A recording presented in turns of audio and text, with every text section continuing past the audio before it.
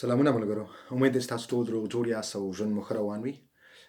د یو نوې ویډیو سره بیا ستاسو خدمت کې حاضر یم. نن چې کومه ده هغه ډېره مهمه ویډیو ده. لکه څرنګه چې اخیري ویډیو ما جوړه کړې وه، یو پوسټ مې کړی و چې اروپایي کمیسیون یو قانون د نوي قانون پلانګذاري کړې ده چې د هغې مطابق به د ډبلن مقررات چې کوم دي هغه به لغوه کېږي. بیا ما دا هم ویلي چې په 30 د سپټمبر د چهارشنبې په ورځ یعنې پرونۍ ورځ به دغه نوی قانون چې کوم دی دا به اروپایي پارلمان ته وړاندې کېږي او هغې نه بعد که چیرې دا د 22 اروپایي هیوادونو لخوا تصویب شو نو هغې نه بعد به دا قابل عمل کېږي او دا به عملي کېږي. نو اروپایي کمیسیون چې کوم دی اروپایي کمیسیون دی د اروپایي کمیسیون چې کوم دی هغه د پناه غوښتنې او مهاجرت په اړه یو مکمل نوی قانون پلانګذاري کړې ده. دغه قانون چې کوم دی پرون اروپایي پارلمان ته وړاندې شوی و. دې کې څه ډېرې مهمې نقطې دي او دغه نقطې ما دلته ځان سره نوټ کړي دي. زه غواړم دغه تاسو سره شریکې کړم. او دغه قانون تر دا دمه لا نه دی تصویب شوی، ولې وړاندې شو، ولې په دې بحثونه مخکې شوي وو. نو امکانات ډیر دي چې دغه قانون تصویب شي او دا قابل عمل شي. امکانات ډیر زیات دي. نو چې هر کله دا تصویب شو بیا به زه تاسو سره خبر هم شریک کړم. خو په دې قانون کې څه نورې ځان نه د ډبلن د مقرراتو لغوه کېدو خبره نشته، خبره نه وه. دې کې نورې هم ډېرې خبرې دي. مطلب دې کې ډبلن مقررات لغوه کېدل هم شته او دې کې څه نور هم داسې مهمې نقطې دي. زه غواړم چې په هغه نقطو خبرې وکړم، تاسو ته خبر کړم او تاسو په دې باندې پوه شئ. نو ما ځان سره څه دغه نقطې شریکې کړي دي او زه غواړم چې دا تاسو سره شریک کړم. نوی چې کوم قانون اروپایي کمیسیون جوړ کړی دی او د اروپایي پارلمان ته دوی وړاندې کو، د دغه نوي قانون مطابق ټولو نه اولنی او مهم ټکی چې کوم دی هغه دی د ډبلن چې کوم مقررات دي هغه به لغوه شي. نوی قانون که چیرې د 22 اروپایي هیوادونو خوا له تصویب شو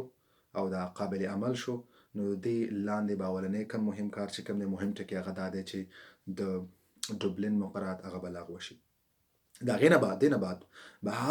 هغه هیواد د پناه غوښتونکي یا د مهاجر د دوسیې ارزولو صلاحیت لري کوم هیواد کې چې د یو مهاجر ورور یا خور اوسیږي پاتې کېږي. صحیح دی؟ هغه هیواد به د یو مهاجر د دوسیې ارزولو صلاحیت لري چې کوم هیواد کې د هغه مهاجر خور یا ورور اوسیږي. صحیح دی؟ یو. دویم، هغه هیواد د یو مهاجر یو پناه غوښتونکي د دوسیې ارزولو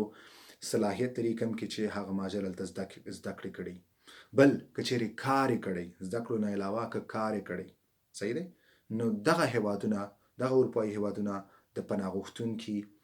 د دوسیې د ارزولو صلاحیت لري دغه نه بعد. صحیح دی؟ دویم، دې نه علاوه ما ځان سره بل دوی داسې یو میکانیزم جوړوي چې هغې ته دوی د ملاتړ جبري میکانیزم وایي. یعنې د دغه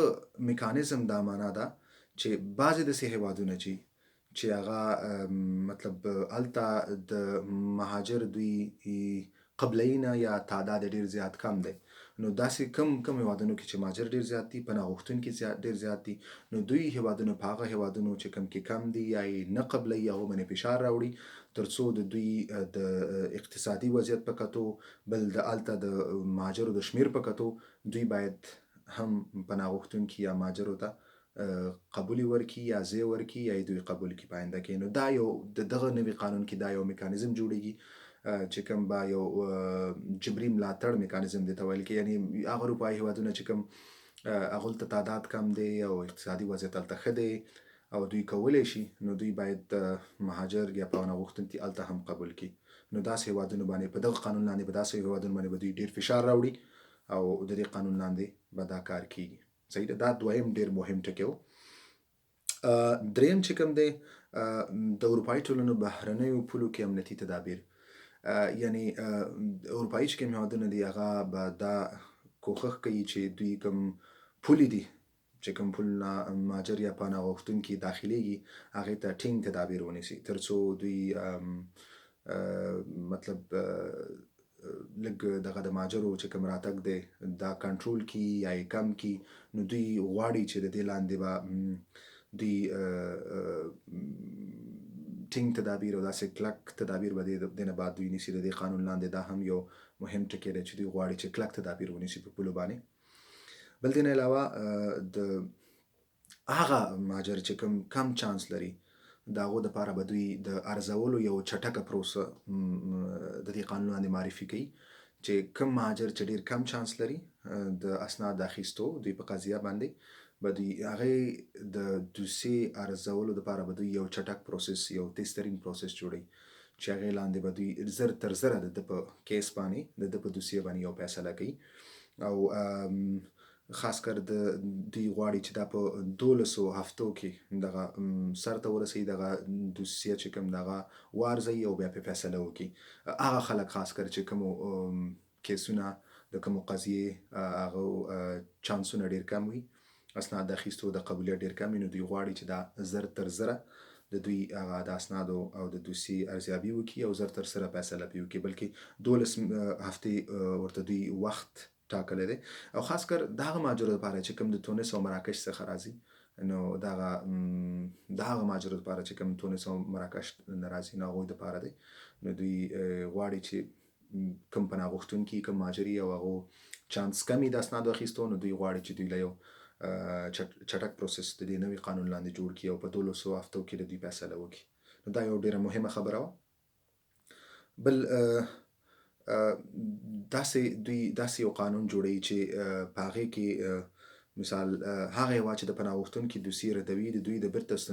ستنولو مسؤلیت په غاړه لري یعنې دوی داسې قانون جوړوي چې کوم هېواد د یو پناه غوښتونکي دوسیه ردوي نو بیرته د ستنولو مسؤلیت باید دوی په غاړه مسؤلیت دوی په غاړه واخلي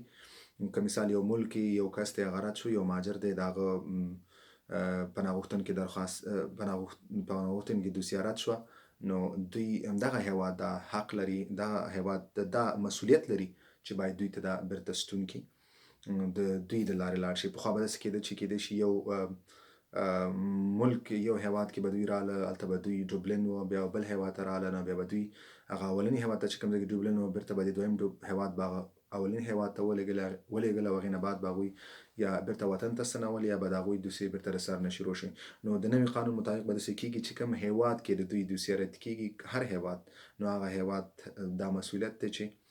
هغه دغه بیرته د ستنېدو پلانګذاري هم وکړي او دی بیرته دغه هېواد نه دی ستون شي خپل ملک ته دې نه علاوه